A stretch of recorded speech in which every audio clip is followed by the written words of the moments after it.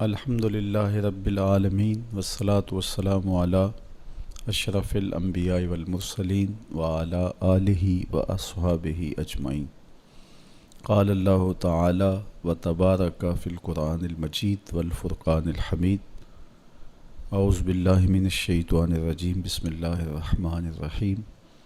یا ایہا الذین آمنوا اتقوا اللہ حق تقاتہ ولا تموتن الا وانتم مسلمون۔ صدق اللہ مولانا العظیم وصدق رسولہ النبی الکریم الرؤوف الرحیم۔ اللہم نور قلوبنا بالقرآن وزین اخلاقنا بالقرآن وادخلنا الجنة بالقرآن ونجنا من النار بالقرآن۔ قال اللہ تعالی وتبارک فی شان حبیبہ مخبرا وآمرا ان اللہ وملائکتہ یصلون علی النبی یا ایہا الذین آمنوا صلوا علیہ وسلموا تسلیما۔ اللہم صلی علی سیدنا و مولانا محمد معدن الجود والکرم صلاۃ و سلاما علیک یا سیدی یا رسول اللہ۔ تمام حمد و ثنا، تعریف و توصیف اللہ جل مجدہ الکریم کی ذات بابرکات کے لیے، جو خالق کائنات بھی ہے اور مالک ششرہات بھی۔ اللہ جل وعلا کی حمد و ثنا کے بعد رسول رحمت، شفیع معظم، نبی محتشم، حضور ختمی المرتبت صلی اللہ علیہ وآلہ وسلم کے حضور ناز میں اپنی عقیدتوں، ارادتوں اور محبتوں کا خراج پیش کرنے کے بعد واجب الاحترام ذوی الاحتشام، معزز محتشم ناظرین و ناظرات، السلام علیکم ورحمۃ اللہ وبرکاتہ۔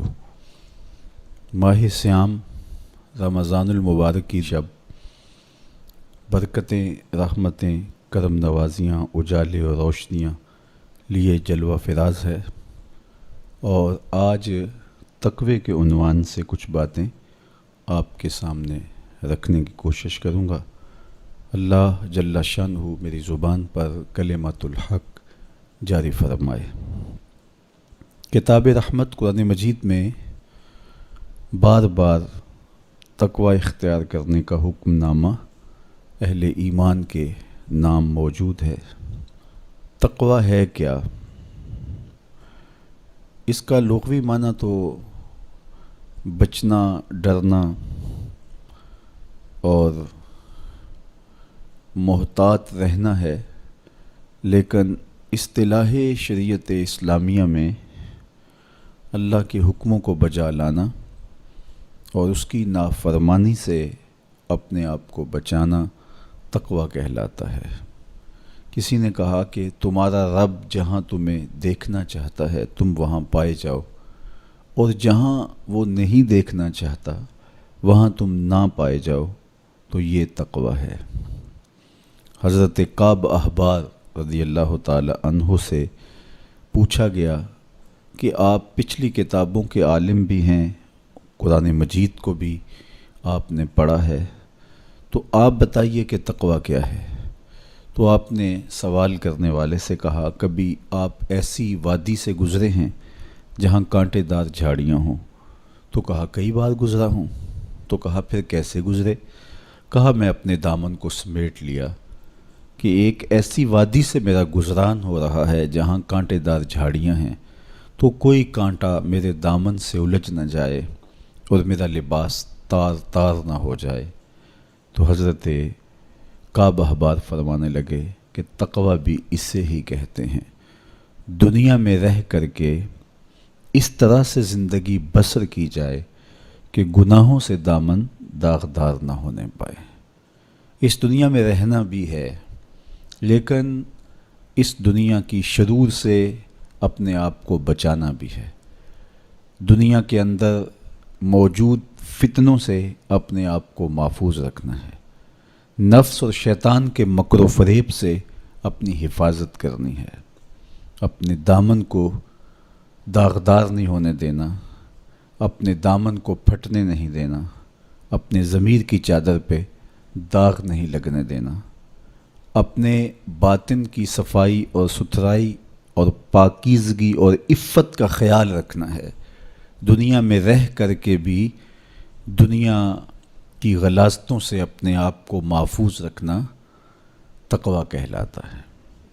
کہا اس دنیا میں اس طرح رہو جس طرح کشتی پانی میں رہتی ہے، پانی میں رہنے کے باوجود اپنے اندر پانی نہیں آنے دیتی، چونکہ اگر کشتی پانی میں رہے تو خیر ہے، خود بھی تیرے گی اور اپنے اوپر بیٹھے سواروں کو بھی کنارے تک لے جائے گی، لیکن اگر پانی کشتی میں داخل ہونا شروع ہو گیا تو خود بھی ڈوبے گی اور جو اس کے اوپر سوار ہوں گے وہ بھی ڈوب جائیں گے۔ اس لیے تم دنیا میں رہو تو خیر ہے، لیکن دنیا اگر تمہارے اندر اتر آئی تو پھر کچھ باقی نہیں بچے گا۔ من نظر الی الدنیا نظر الحب اخرج اللہ تعالی من قلبہ نور الیقین والزہد۔ جو دنیا کو محبت کی نظر سے دیکھتا ہے، اللہ اس کے دل سے زہد اور تقوی کے نور کو کھینچ لیتا ہے۔ اس لیے اس دنیا میں رہ کر کے بھی اس دنیا سے اپنے آپ کو محفوظ رکھنا ہے۔ اپنی ضرورت کا ضرور رزق جمع کریں، ضرورت سے زائد کمائیں تو ساتھ یہ نیت جڑی ہو کہ معاشرے کے وہ لوگ جو کمانے کی اہلیت نہیں رکھتے میں ان کی ضرورت کو پورا کروں گا، تو یہ دنیا نہیں یہ دین ہوتا ہے۔ لیکن جب خواہشات انسان کو یوں گھیر لیتی ہیں اور وہ اپنے خالق سے غافل ہو کے اس دنیا کو مقصود بنا لیتا ہے تو پھر وہ اپنے اندر اور اپنے باطن کو خراب کر بیٹھتا ہے۔ تو کعب احبار فرمانے لگے کہ تقویٰ یہ ہے کہ تم اپنے آپ کو جس طرح کانٹے دار جھاڑیوں کے اندر سے گزارتے ہوئے دامن بچاتے ہو اور کوئی کانٹا تمہارے دامن سے الجھ کر تمہارے دامن کو تار تار نہ کر دے، تمہارا دامن پھٹ نہ جائے، تو احتیاط سے گزرتے ہو، تو دنیا میں بھی یوں محتاط رہو اور اپنے آپ کو گناہوں سے آلودہ نہ ہونے دو۔ حضرت سیدنا علی المرتضیٰ رضی اللہ تعالی عنہ سے تقویٰ کے حوالے سے دریافت کیا گیا تو آپ نے بڑی جامع تعریف ارشاد کی۔ فرمایا کہ تقویٰ کیا ہے؟ فرمایا کہ تقویٰ یہ ہے کہ تم اللہ سے ڈرتے رہو، خوف خدا تمہارے سینے میں موجود رہے، قرآن مجید پر تمہارا عمل رہے، اور تم جو میسر آئے اللہ کی طرف سے اس پر تم قانع ہو، کم پر بھی قناعت تمہارا مزاج ہو، اور چوتھی چیز ارشاد فرمائی کہ تم آخرت کی تیاری میں اپنے آپ کو مصروف رکھو۔ یہ چار وصف اگر تمہارے اندر موجود ہیں تو تم متقی کہلاؤ گے۔ سب سے پہلا وصف کیا ہے کہ اپنے آپ کو اللہ جل شانہ کے خوف میں مبتلا رکھو، اللہ کا ڈر تمہارے سینے میں موجود رہے۔ اللہ کا ڈر کس معنی اور کس مفہوم میں ہونا چاہیے؟ عمومی طور پہ بندہ جس شے سے ڈرتا ہے اس سے وحشت بھی کرتا ہے، اس سے نفرت بھی کرتا ہے۔ سانپ سے ڈرتا ہے، بچھو سے ڈرتا ہے اور موذی جانوروں سے خوف زدہ ہوتا ہے، لیکن اگر ہتھے چڑھ جائیں تو انہیں چھوڑتا بھی نہیں، بلکہ ہمیں تو حکم دیا گیا اقتلوا الموذی قبل ان یوذی، قبل اس سے کہ موذی تم کو ایذا دے تم اس کا خاتمہ کر ڈالو، اگر تمہارے بس میں ہو تو تم انہیں مار ڈالو۔ تو عمومی طور پہ بندہ جس سے ڈرتا ہے اس سے نفرت بھی کرتا ہے، لیکن اللہ سے بندہ ڈرتا بھی ہے، اس سے محبت بھی کرتا ہے۔ تو یہ ڈر پھر کس مفہوم میں ہوا؟ تو کچھ اشیاء سے، کچھ لوگوں سے ڈر ان کے گزند کی وجہ سے ہوتا ہے، لیکن یہ ڈر جو اللہ کا بندہ مومن کے دل میں ہے یہ محبت کا ڈر ہے۔ جب کوئی کسی سے پیار کرتا ہے تو اس کی ناراضگی سے ڈرتا ہے، وہ روٹھ نہ جائے، وہ ناراض نہ ہو جائے۔ میری زندگی کا سارا سرمایہ تو اس کی خوشیاں ہیں، اس کی خوشی میری زندگی کا جمال ہے، اور اگر وہ روٹھ گیا تو میری زندگی اجڑ جائے گی، میری زندگی کا سارا نور ختم ہو جائے گا، میری زندگی کی ساری خوشیاں ختم ہو جائیں گی۔ تو اللہ سے ڈرنے کا مفہوم بھی یہی ہے کہ جب بندہ اس سے پیار کرتا ہے، اور مومن کی شان ہے والذین آمنوا اشد حبا للہ، جو اہل ایمان ہیں وہ سب سے زیادہ اپنے رب سے محبت کرتے ہیں، ٹوٹ کے چاہتے ہیں اپنے رب کو۔ تو جب اتنی محبت کرتے ہیں اپنے رب سے تو وہ ڈرتے ہیں کہ کہیں ہمارا رب ہم سے روٹ نہ جائے، ہمارا رب ہم سے ناراض نہ ہو جائے۔ تو یہ احساس جب انسان کے ساتھ ہمیشہ جڑا رہے گا کہ میرا اللہ مجھ سے ناراض نہ ہو جائے، تو پھر اس کی زندگی کتنی خوبصورت ہوگی اور وہ گناہوں سے کیوں نہیں بچ پائے گا۔ تو سیدنا علی المرتضیٰ رضی اللہ تعالیٰ عنہ فرماتے ہیں کہ تقوی یہ ہے کہ تمہارے دل میں اللہ کا خوف بیٹھا رہے اور اس کی ناراضگی سے تم ڈرتے رہو، اور یہ احساس تمہاری زندگی میں جمال اور خوبصورتی پیدا کرے گا۔ دوسری بات، قرآن مجید پر تمہارا عمل ہو۔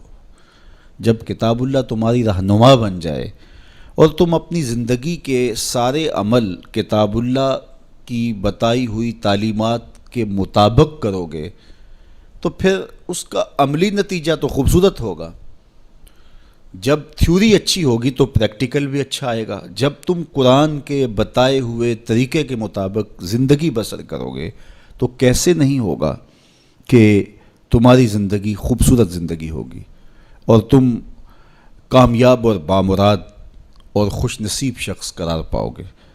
اس لیے قرآن مجید پہ عمل اپنی زندگی میں لازم کر لو۔ یہ تمہارے رب نے تمہارے نام رسول کریم صلی اللہ علیہ وآلہ وسلم کی وساطت سے ایک پیغام بھیجا ہے، مکمل ضابطہ حیات ہے، دستور زندگی ہے۔ اس کتاب سے وابستگی، دل بستگی، تعلق کی خاطر تمہیں کبھی رسوا نہیں ہونے دے گا، تمہیں کبھی بے مراد نہیں ہونے دے گا، تمہیں کبھی نقصان میں نہیں پڑنے دے گا، تمہیں ناکام نہیں ہونے دے گا۔ تم ہمیشہ سرخرو ہوگے، کامیاب ہو جاؤ گے، بامراد رہو گے، عزتیں اور وقار تمہارا مقسوم ہوگا اگر اس کتاب کے ساتھ تمہارا تعلق مضبوط ہوا۔ تیسری بات، جو تمہیں میسر ہو اس پر قناعت کرو۔ میسر پر قناعت کرنے کی عادت بن جائے تو زندگی کی تلخیاں ختم ہو جاتی ہیں۔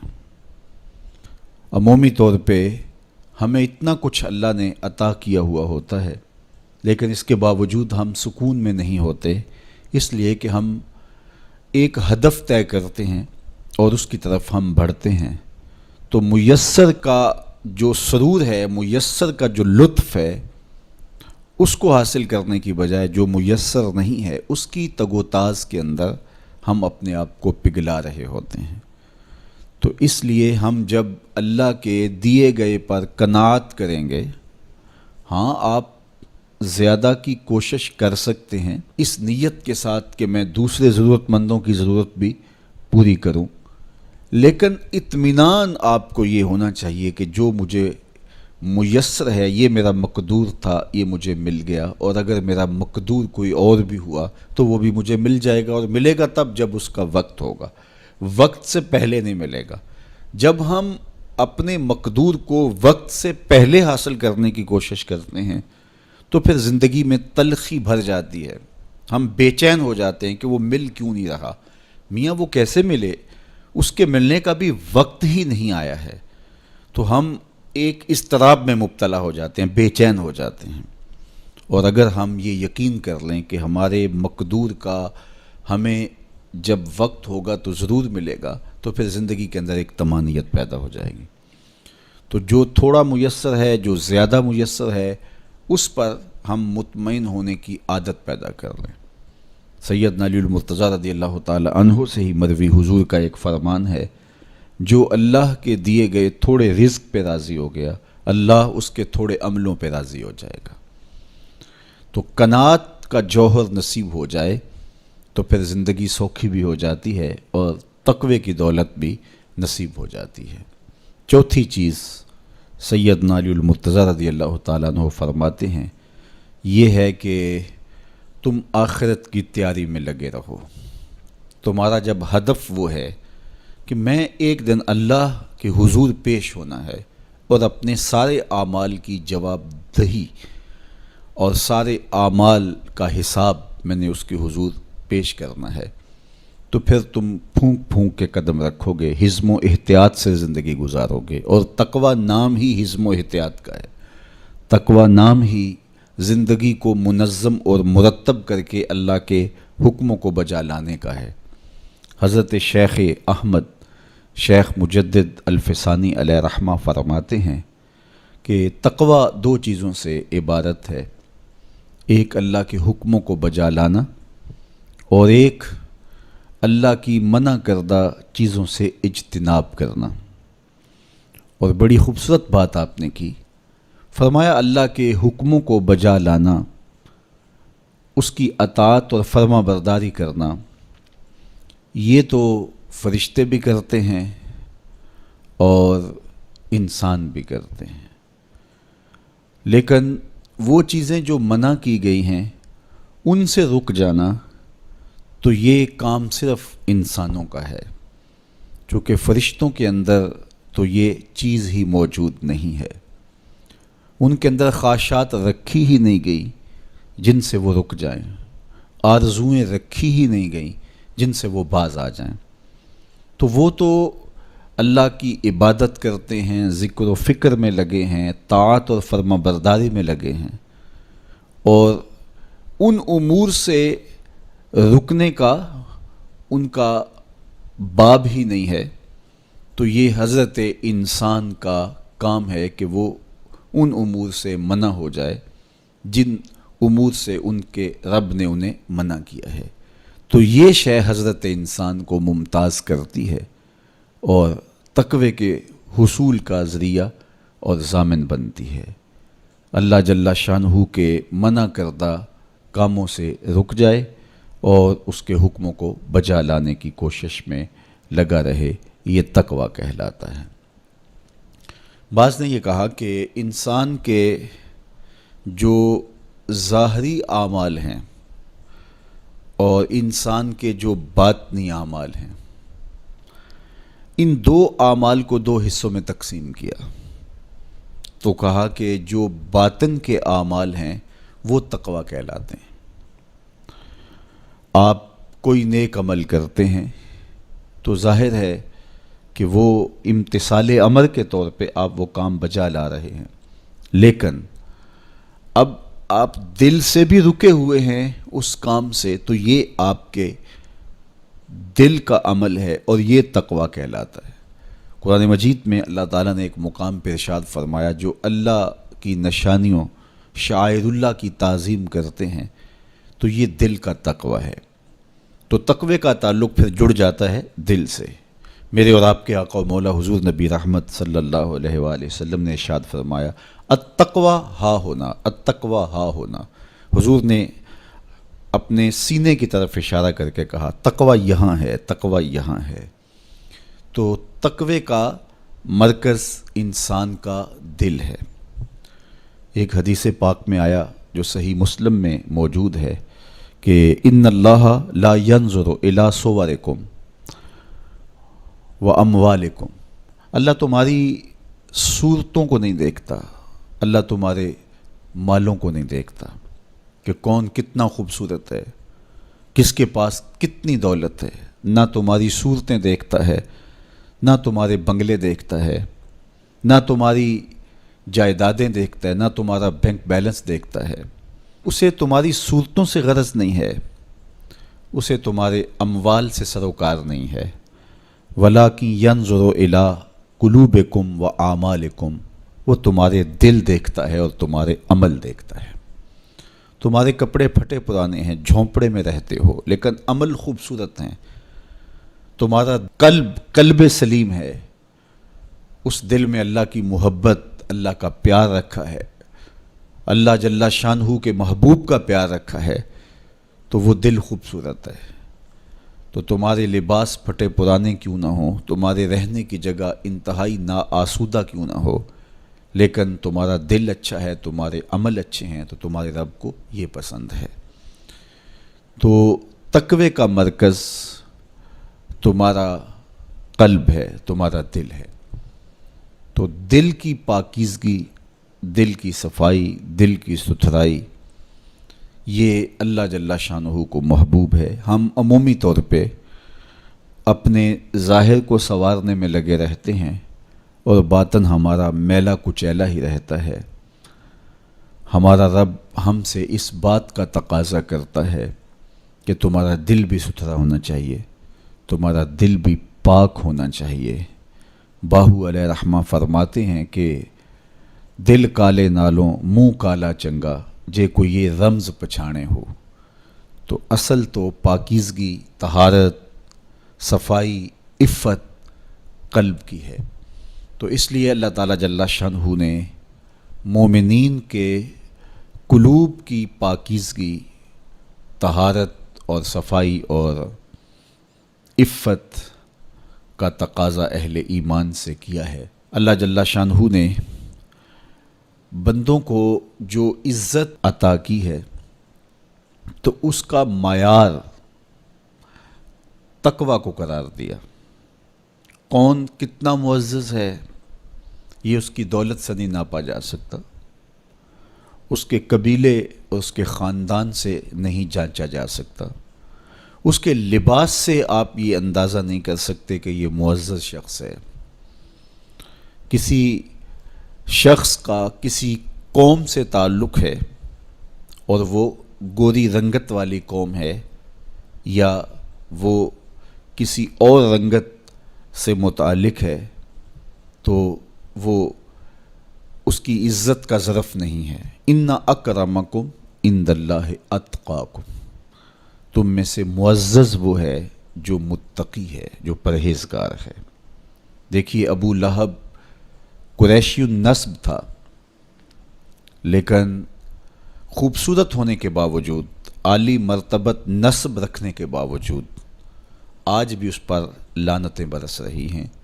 اور بلال حبشی رضی اللہ تعالیٰ عنہ رنگ کے کالے تھے اور نسباً غلام تھے، لیکن تقوی کی دولت نے، ایمان کی دولت نے ان کو اس مقام پہ کھڑا کر دیا کہ وہ ہاشمی النسب شخص تقوی اور ایمان کی عدمیت کی وجہ سے ان کے قدموں سے لگی ہوئی دھول تک بھی نہ پہنچ سکا، اور وہ عزتوں کے اس شرف کو حاصل کرتے ہیں جو انہی کا مقسوم ہے۔ تو اسلام نے شرف کا معیار، عزت کا معیار تقوی قرار دیا ہے۔ تو اس لیے ہمیں تقوی کو حاصل کرنے کے لیے کوشاں رہنا چاہیے اور ایسے اعمال بجا لانے چاہیے کہ جس سے ہمیں تقوی حاصل ہو۔ حضرت شیخ احمد مجدد الفسانی علیہ رحمہ فرماتے ہیں، جو شخص اپنے اوپر 10 چیزوں کو لازم کر لیتا ہے تو لازمی نتیجہ یہ ہوتا ہے کہ وہ متقی بن جاتا ہے۔ وہ 10 چیزیں کون سی ہیں؟ ماہ صیام کے ان حسین لمحوں میں ہمیں وہ 10 اوصاف اپنے اندر پیدا کرنے چاہیے تاکہ ہم متقی بن جائیں، اور متقی اللہ کے محبوب بندے ہیں۔ تقوی اختیار کرنے والے اللہ جل شانہ کی رحمتوں کے خاص مستحق ہیں۔ جنہیں تقوی کا نور نصیب ہوتا ہے وہ اللہ کی رحمتوں کے سائے میں آ جاتے ہیں۔ اگر ان پر مصائب، آلام، مشکلیں آتی ہیں تو ان کے تقوی کی وجہ سے اللہ انہیں راستے عطا کر دیتا ہے۔ وَمَن يَتَّقِ اللَّهَ يَجْعَل لَّهُ مَخْرَجًا وَيَرْزُقْهُ مِنْ حَيْثُ لَا يَحْتَسِبُ۔ اللہ اکبر۔ ارشاد فرمایا کہ جو اللہ سے ڈرتا ہے، تقوی اختیار کرتا ہے، اس کے لیے ہم مصیبت سے نکلنے کے راستے پیدا کر دیتے ہیں، اور اللہ جل شانہ اس کے لیے وہاں سے رزق عطا کرتا ہے جہاں سے اسے گمان بھی نہیں ہوتا ہے۔ تو یہ تقوی کا نتیجہ ہے جو اہل تقوی کو نصیب ہوتا ہے۔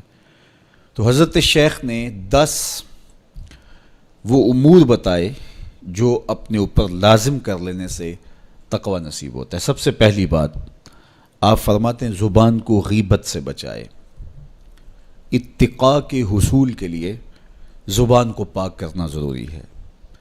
انسان کے زیادہ تر گناہ اس کی زبان کی وجہ سے ہیں، اور غیبت یہ بدترین عمل ہے، اور اس کو بدکاری سے بھی برا قرار دیا گیا ہے۔ الغیبت اشد من الزنا، تو اپنی زبان کو غیبت سے بچائے۔ دوسری بات ارشاد فرمائی کہ بدظنی سے بچے، کسی سے خواہ مخواہ بدگمان ہو جانا اور اپنے دل کو کسی کے لیے میلا کر لینا اور اس کی بدگمانی دل میں پالنا، تو یہ تقوی کے منافی ہے۔ تو کسی کی بدگمانی سے، بدظنی سے اپنے دل کو بچائے، زبان کو غیبت سے بچائے، دل کو بدگمانی سے بچائے، اور مسخرہ پن سے بچے، بات بات پہ ٹھٹھے مار کے ہنسنا اور اس طرح کی زندگی بسر کرنا۔ اور آج کل تو جب بھی دوست احباب اکٹھے بیٹھتے ہیں تو سنجیدہ اور متین باتیں کم ہوتی ہیں، زیادہ وقت لطیفوں میں ہی کٹ جاتا ہے۔ انسان کو خوش مزاج ہونا چاہیے، اس کی طبع میں شگفتگی ہونی چاہیے، لیکن شگفتگی، خوش مزاجی اور مسخرہ پن میں فرق ہے، اس کو سمجھنا چاہیے۔ سنجیدہ اور متین زندگی یہ مومن کی زینت ہے، انسانیت کا حسن ہے۔ اس لیے تقوی کے حصول میں مانع ہے مسخرہ پن۔ اگر کوئی شخص متقی بننا چاہتا ہے تو اس کو سنجیدہ اور متین بننا ہوگا۔ طبیعت کی خوش مزاجی یہ معنی نہیں ہے، لیکن مسخرہ پن اور چیز ہے، اس سے روک دیا گیا۔ چوتھی چیز حضرت شیخ احمد فرماتے ہیں کہ اپنی آنکھ کو حرام سے بچائے۔ اپنی آنکھ کی حفاظت کرنے سے تقوی حاصل ہوتا ہے۔ جب آنکھ خراب ہوتی ہے تو دل خراب ہوتا ہے، جب دل خراب ہوتا ہے تو پھر پورا بدن خراب ہو جاتا ہے۔ اس لیے وہ دروازہ جو کھلا ہے اور اس سے بدی شر اندر اتر رہی ہے اور پھر اس سے آپ کا سارا نظم ہستی برباد ہو رہا ہے، تو اس دروازے کو بند کریں، تو اپنی آنکھ کو حرام سے بند کریں۔ پانچویں چیز ارشاد فرمائی، ہمیشہ سچ بولے۔ جھوٹا شخص کبھی متقی نہیں ہو سکتا۔ اتقاء کے حصول کے لیے اپنے آپ کو سچ کا خوگر بنانا ہوگا۔ سچ کے بغیر کبھی نہ بولیں۔ جھوٹ بولنے والے کی زبان سے شر پھیلتا ہے، اور جب کوئی شخص جھوٹ بولتا ہے تو حدیث پاک میں آتا ہے اس سے بدبو نکلتی ہے، جس کو عام لوگ تو نہیں سونگھ پاتے، لیکن اللہ کے فرشتے 1 میل دور پیچھے ہٹ جاتے ہیں۔ تو مومن سچا ہوتا ہے، مومن جھوٹا نہیں ہوتا، اور تقوی کے اصول کے لیے سچ شرط ہے۔ چھٹی چیز ارشاد فرمائی، ہر حال میں اللہ کا احسان مانے۔ جب کوئی بھی انسان پر بہتری آئے تو اس وقت یہ کہے کہ یہ میرے رب کا احسان ہے کہ مجھے یہ حاصل ہوا ہے۔ بہت سارے لوگ اپنی محنت کا نتیجہ قرار دیتے ہیں کہ یہ میں نے کیا تو اس کے نتیجے میں یہ ملا۔ بسا اوقات آپ کتنا سیدھا کام کر رہے ہوتے ہیں، کتنی محنت کر رہے ہوتے ہیں، لیکن نتیجہ اس کے برعکس آ رہا ہوتا ہے۔ سیدنا علی المرتضیٰ رضی اللہ تعالیٰ عنہ فرماتے ہیں، میں نے اللہ کو اپنے ارادوں کی شکست سے پہچانا، تو یہ اس کی کرم نوازی ہے کہ اس نے ایسا کر دیا۔ صحت میرا کمال نہیں، یہ اللہ کی عطا ہے۔ علم میرا کمال نہیں، یہ اللہ کی عطا ہے۔ لہجوں کی خوبصورتی یہ اس کی عطا سے ممکن ہے۔ اس نے آنکھوں میں روشنائی رکھی، اس نے توفیق عمل نصیب فرما دی، اس نے اچھائی کی راہوں پہ گامزن کیا۔ ماہ صیام میں روزہ رکھنے کی توفیق ہوئی، صلاۃ التراویح میں حاضری کا موقع میسر آیا، دیگر صالح اعمال تلاوت کلام مجید نصیب ہوئے، تو مت سمجھے کہ یہ کوئی میرا کمال ہے۔ اللہ کا احسان مانے گا تو غرور پیدا نہیں ہوگا، تکبر پیدا نہیں ہوگا۔ تو ہر حال میں اللہ کا احسان مانے، جو بھی خیر اس کو ملے وہ کہے یہ میرے رب کی طرف سے ہے، اور اگر اس کا کرم نہ ہوتا تو یہ عمل مجھے نصیب نہ ہوتا۔ اور کتنے عمل ہیں کہ نصیب ہونے کے بعد عجب سے، تکبر سے، ریاکاری سے برباد ہو جاتے ہیں۔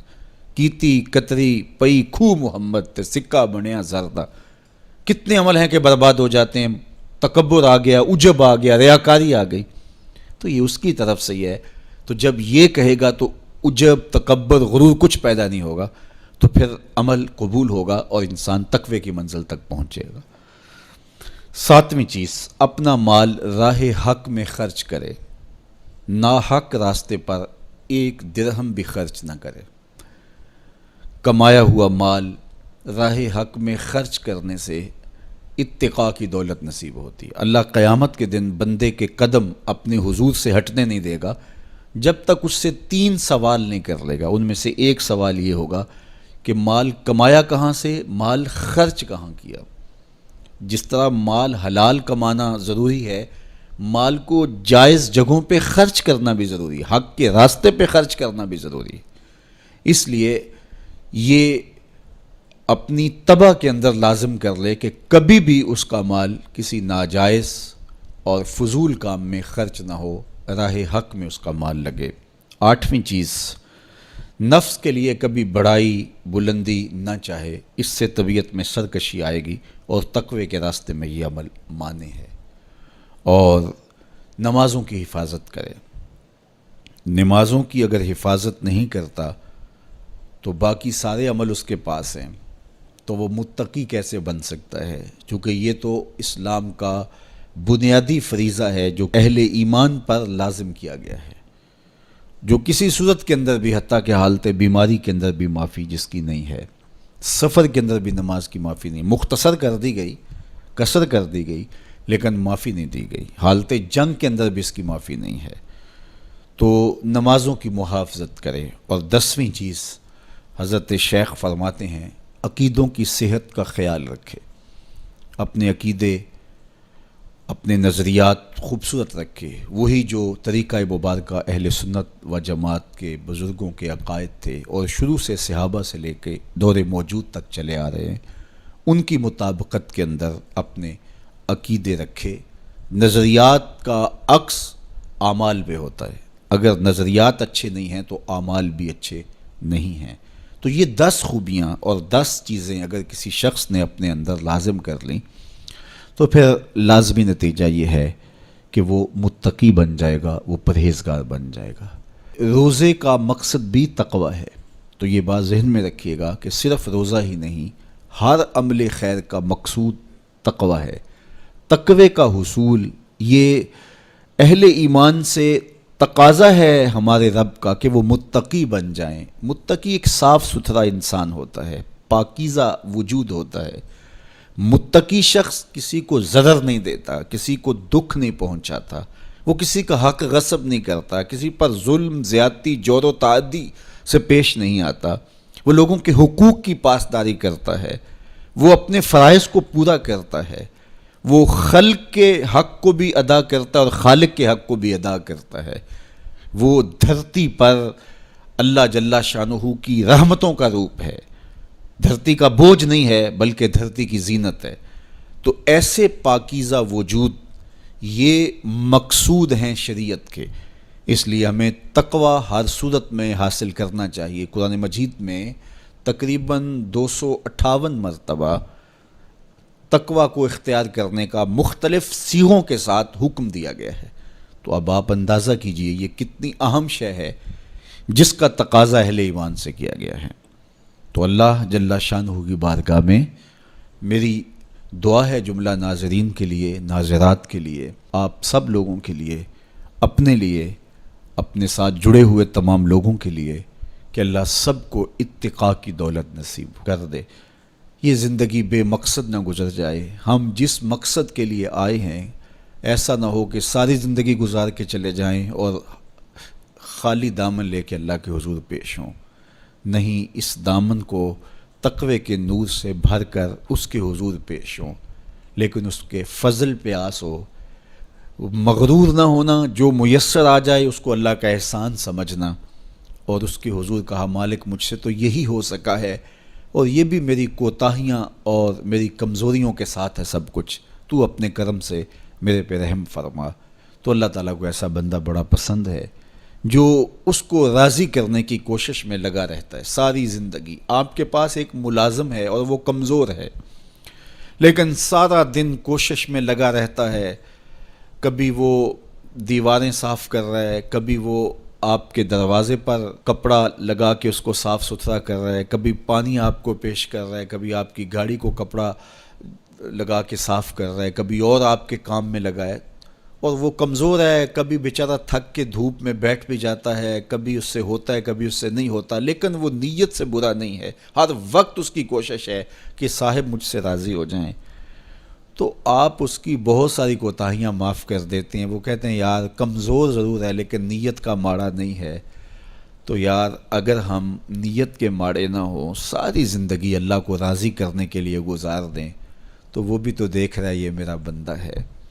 میرے شیخ کامل کا ایک شعر مجھے ابھی یاد آیا کہ دلوں میں بری نہیں نہ نیتوں بری میں، دلوں میں بری نہیں نہ نیتوں بری میں، گناہ میں تو ہو جاندے لاچاریاں نو۔ اگر پھر بھی کوئی گناہ ہو جائے تو اللہ کریم ہے، رؤوف ہے، معاف کرنے والا ہے۔ تو تقوی کا یہ بھی نتیجہ ہے، اس کا ثمرہ ہے کہ آپ سے گناہ سرزد ہو جائے تو آپ کو فوراً توفیق توبہ مل جاتی ہے۔ اگر یہ صالح اعمال آپ بجا لاتے ہوں تو زندگی کے اندر گناہوں کا سرزد ہونا ممکن ہے، لیکن متقی شخص سے گناہ سرزد ہو جائے تو وہ فوراً رجوع اللہ کرتا ہے، فوراً اس کو توفیق توبہ نصیب ہو جاتی ہے، اس کو کھٹکنے لگتا ہے کہ مجھ سے کچھ ہو گیا ہے، تو وہ بے چین ہو جاتا ہے۔ تو آئیے میں اور آپ اپنی زندگیوں میں تقوی کے نور کو بھر لیں۔ جہاں نور ہوگا وہاں اندھیرا نہیں ہوگا، اور اگر یہ نور باطن میں نہیں اترے گا تو وہاں اندھیرے ہوں گے، ظلمتیں ہوں گی۔ تو اندھیروں سے اور ظلمتوں سے اٹا ہوا دل لے کے ہم اللہ کے حضور پیش نہ ہوں، بلکہ نور سے بھرا ہوا دل اس کی دہلیز پہ رکھیں اور اس کی رحمتوں کی خیرات مانگیں۔ ماہ سیام کی مبارک گھڑیوں کی برکت سے اللہ مجھے آپ کو تقوی کی دولت نصیب فرمائے۔ جو کہا گیا اس کو روحوں میں اتار دے، باطن کی پاکیزگی ستھرائی نصیب کرے۔ وآخر دعوانا ان الحمدللہ رب العالمین۔